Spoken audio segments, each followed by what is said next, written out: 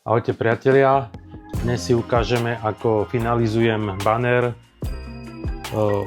Obrezaný ho už mám, nalepím ho ešte s páskami a zanitujem očka a banner je hotový. Tak zoberiem si odrezaný banner vytlačený,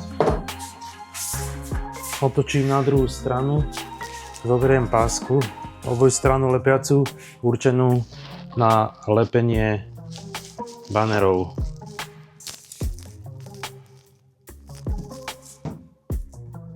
Ochranný papier dáme dole, zalomím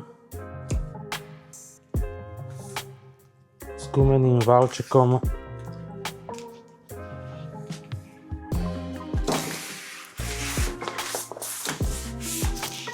toto opakujeme na všetky 4 strany.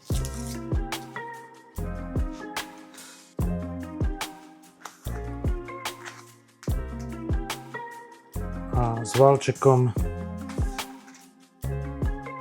pritlačíme lepiacu pásku.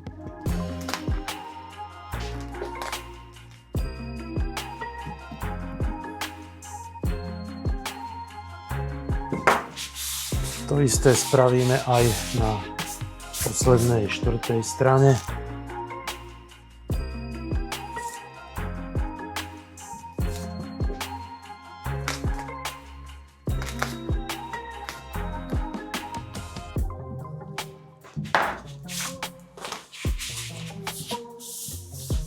Banner je v podstate spevnený z každej strany. Použijeme lis na nitovanie.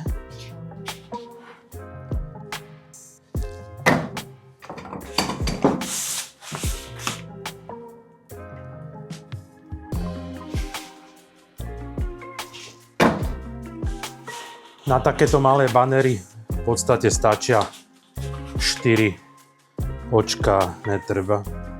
Občas dávam aj do stredu, ale aj tak, keď si to niekto uchytáva, tak uchytí to maximálne v rohoch. To je malý rozmer, takže to úplne na bežné veci to postačuje. Takže banner máme hotový. Jeden, druhý.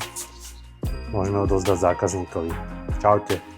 Ak sa vám páčia moje videá, nezabudnite dať like, nezabudnite si dať odber.